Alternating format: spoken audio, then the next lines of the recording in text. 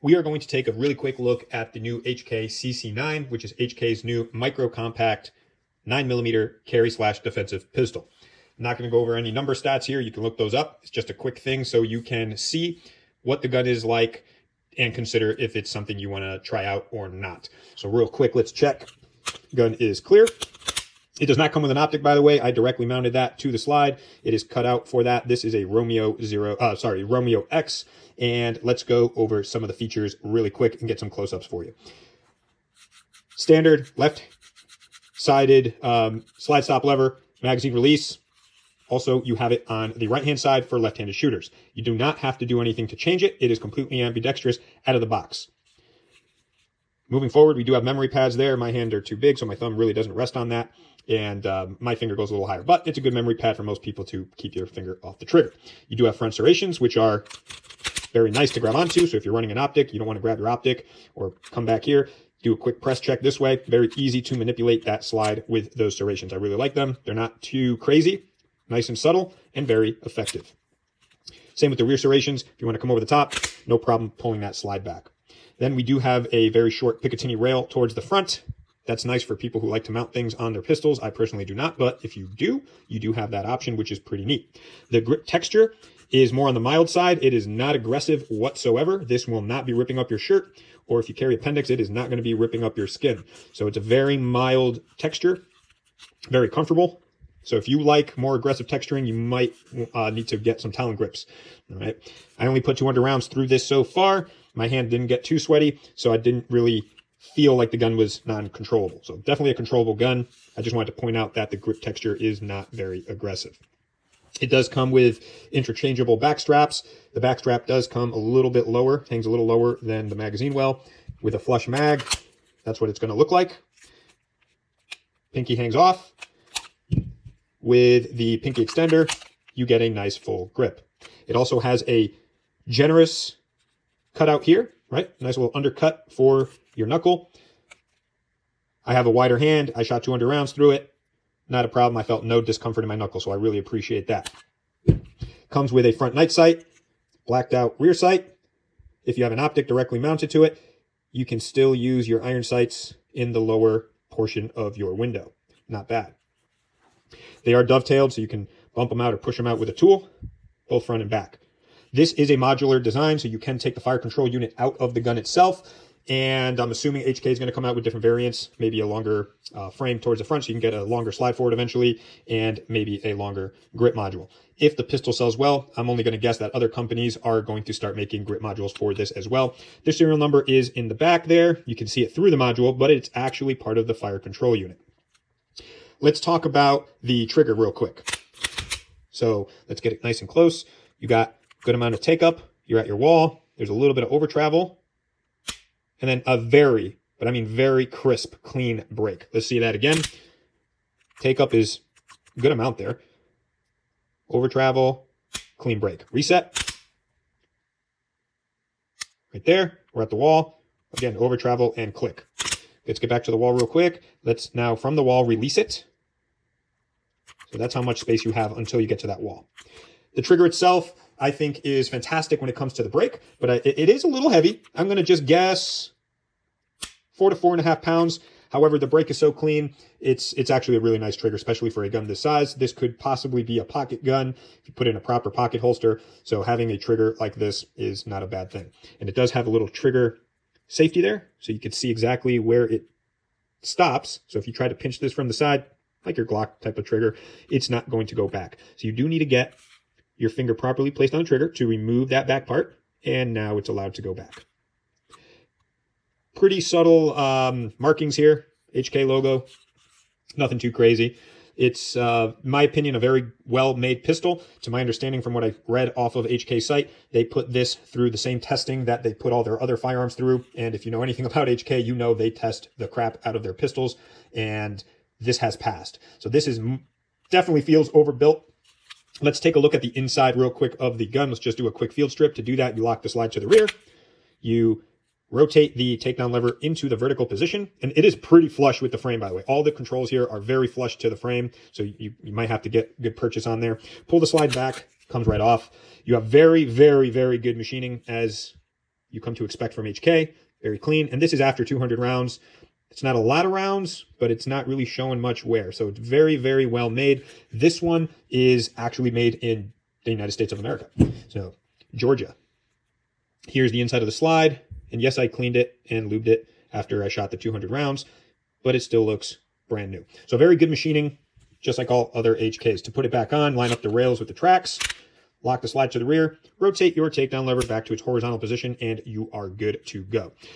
The gun does ship with a soft case, right? All the paperwork and stuff in there. The soft case has places on the left side for 3 mags, place for the pistol on the right-hand side, and an extra magazine on the right-hand side as well. Comes with the extra back strap and a band. Comes standard with 2 magazines. If you're in a free state, it's going to come with a 10-round magazine and a 12-round magazine. But I'm in Connecticut, so it came with 2 10-round magazines. One of them having that pinky extender. So pretty neat there. Let's talk about the size really quick. I have a wide hand, so I'm just going to place this on the palm of my hand. You can see how it fits right into my palm, taking away the optic, of course. Now let's compare it to another very popular micro compact pistol. We're going to compare it to the P365. This 365 does have the fuse slide on it, so we're just going to completely ignore the fuse slide. It's not a fair comparison. So let's compare the normal 365 length when it comes to the module. This is a Wilson Combat version. Okay, so let's line it up, one on top of the other, HK being on the bottom. And let's angle the camera a little bit so you guys can see. The HK does stick out in towards the rear of the back strap slightly. So right here, this does stick out. And the fronts, by like a hair or half a hair, the HK is a little longer. Again, this being the smaller 365 grip module. Now let's grab the XL grip module. Let's put it right on top. Let's line them up nice and straight. Hold them there. And what we notice here is that the HK is a little bit longer towards the back of the back strap here. It does protrude a little longer or a little more. And towards the front, this little corner of the magwell sticks out on the P365. If we had the normal 365 module, I'm going to say that the front's going to be very much flush with the front of the HK. When it comes to comfort, even with the regular SIG P365 module, I do think the 365 XL module is more comfortable, fits better in my hand and compared to this grip module. And even comparing the shorter grip to the HK's XL-like type of grip when it comes to the length and the size, I still feel, even though I can't get my pinky on here, that this gun feels more comfortable in my hand than this grip module. I think it's just the way that the gun or the frame is cut. I'm not sure, but that's just a personal thing. So I'm not dissing the gun in any way. Just a little FYI, my personal thoughts. And again, I have a wider hand. So if you have a wider hand, something to consider. Thickness. The Wilson grip module is slightly thicker than the standard P365 module, but there you have it. The thickness on the HK is very thin. I would guess right about an inch or less than that. There's the top of the slide, ignoring the optic, of course. So not bad. This gun seems to be really, really neat. If I were a left-handed shooter, I would probably work my way into changing my everyday carry to this. I'm not a left-handed shooter, so this will probably never become my EDC since I've been shooting the 365 line of pistols and carrying them for such a long time, and Glocks. Also, something to consider is me personally, when I went to present this pistol, I found that when I presented in my natural aiming area, so my natural point of aim, I would punch the gun out and the dot would be just like this, and then it would take me like 0.01 seconds, right, to get that dot onto the target. That could be because of a slightly higher bore axis in comparison to a Glock or even a 365 pistol. As you can see there, the slide on the 365 is closer to the web of my hand versus the HK. So that could be the reason for that. I'm not going to say that's the gun's fault. That's just something that I have to train around should I choose to switch over to carry this. So I'm not going to because I feel fine carrying the 365. However, I repeat, if I was a left-handed shooter, I would definitely put in the time and the money to train with this extensively to make sure that this becomes my everyday carry. Really like the pistol. I think HK did a good thing here. I'm actually going to send or make another video going over how to remove the fire control unit. The first time I did it, it was a little bit tricky to get it back in, so I want to make a video since I didn't find one out there to hopefully help you out in case you run into the same jam during one of the parts where you are putting this back. So I hope that's going to help you out. Just stay tuned for that video. But overall, the pistol is really nice. I really like it. It's an HK. Price-wise, you can find them anywhere from $600 to $650. It's a brand new pistol, so I'm sure it'll be closer to the $600 range for normal price. I paid $638 out the door up here in Connecticut. I've heard people selling them for $620. Some people are selling them for $650. So depending on where you live, you might get different pricing. Now, holsters, you're not going to find a variety of holsters for it yet, but eventually companies will start rolling them out, of course, depending on how well the pistol sells. I really think this is going to be a hit for left-handed shooters. If you're a right-handed shooter and you already have a micro compact 9 that you shoot well and you are comfortable with and confident with, I really don't think this is going to be worth you getting and trying that out. Again, I'm not saying it's a bad pistol. I'm just saying if you got something that's good, it's already this size, you've been using it for a while, you might as well stick to it. If you're a left-handed shooter, yeah, absolutely check this bad boy out. Because when you go to do those reloads, it is a lot more comfortable to have the controls on this side, right? Remove the mag and to send the slide forward if this is how you like to do it. Just my personal thoughts on the pistol. Let's get a little close up here. And again, this is after 200 rounds, so the gun does come impeccable from the box. All right. So there you have it. And again, the optic, in case you're wondering, is a 6-hour Romeo X enclosed. Right there, made in USA. What is that? Columbus, Georgia. Right. So there you have it. A very well-made pistol. Very nice pistol indeed. It's just not for me. All right, guys? So let's take a look at some shooting footage.